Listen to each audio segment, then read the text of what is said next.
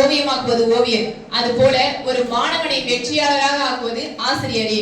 அறியாமை என்னும் இருளகற்றும் அறிவு சூரியங்களான என் அன்பான ஆசிரியர்கள் அனைவருக்கும் இனிய ஆசிரியர் தின நல்வாழ்த்துக்களை தெரிவித்துக் கொள்கிறேன். ஒரு குட்டியா ஒரு கதை ஒன்று சொல்றேன். 2 ஸ்கூல் பசங்க ஸ்கூலுக்கு போயிட்டு இருந்தாங்க. அப்ப ஒரு பையன் இன்னொரு பையன்கிட்ட கேட்டான், என்னடா நம்ம ஸ்கூல் ஒரே பரபரப்பா இருக்கு, என்ன விஷயம் அப்படின்னு சொல்லிட்டு கேட்டான். அப்ப அந்த பையன் சொல்லியிருக்கான், நம்ம ஸ்கூலுக்கு ஒரு டிஓ வராராம், அதனாலதான் நம்ம ஸ்கூலே ஒரே பரபரப்பா இருக்கு அப்படின்னு சொல்லிட்டு சொல்லியிருக்காங்க. அப்ப அந்த பையன் கேட்டிருக்கான், டிஓன்னா அவ்வளவு பெரிய ஆளாடா, எல்லாரும் இவ்வளவு பரபரப்பா இருக்காங்க அப்படின்னு சொல்லிட்டு கேட்டிருக்கான்.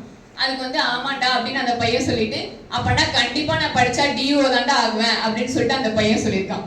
அடுத்து இன்னும் கொஞ்ச நேரத்திலேயே அந்த வழியா இன்னொரு கார் வந்திருக்கு. அந்த கார்ல சிஇஓ வந்திருக்காரு.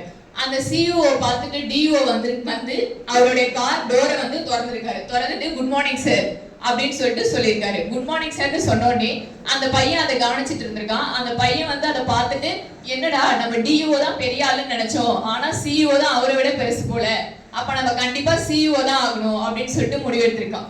இன்னும் கொஞ்ச நேரம் கழிச்சு இன்னொரு கார் வந்திருக்கு. அந்த காரை பார்த்தோன்னே அந்த டிஓ, சிஇஓ, ஸ்கூல் ஹெச்எம் எல்லாருமே போய் அந்த கார் முன்னாடி நின்றுருக்காங்க.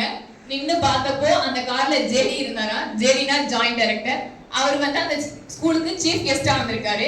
அவர் அந்த சீஃப் கெஸ்ட் ஃபங்க்ஷன் எல்லாத்தையும் முடிச்சுட்டு பிரைஸ் எல்லாம் டிஸ்ட்ரிபியூட் பண்ணிட்டு அவர் அந்த ஸ்கூல் இருந்த ஒரு கிராமத்துள்ள போயிருக்காரு. கிராமத்துள்ள போயிட்டு ஒரு குடிசை வீட்டுக்கு முன்னாடி காரை நிப்பாட்டிட்டு இறங்கி போய் ஐயா அப்படின்னு சொல்லி கூப்பிட்டு இருக்காரு. ஐயா கூப்பிட்டோடனே அந்த வீட்டுல இருந்து ஒரு முதியவர் வெளியே வந்திருக்காரு.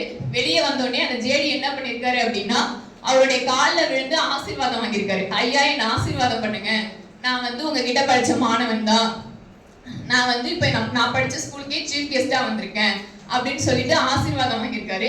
இது எல்லாத்துக்குமே காரணம் நீங்க தான் ஐயா அப்படின்னு சொல்லிட்டு அந்த ஆசிரியரை பார்த்து ஜேடி சொல்லியிருக்காரு. இதை எல்லாத்தையுமே அந்த ஸ்கூல் பையன் கவனிச்சுட்டே இருந்திருக்கான்.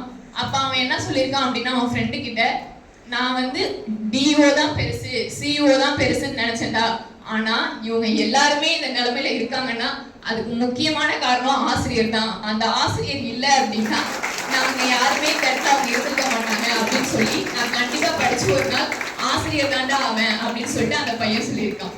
அப்புறம் ஒரு டாக்டர் இருக்காரு.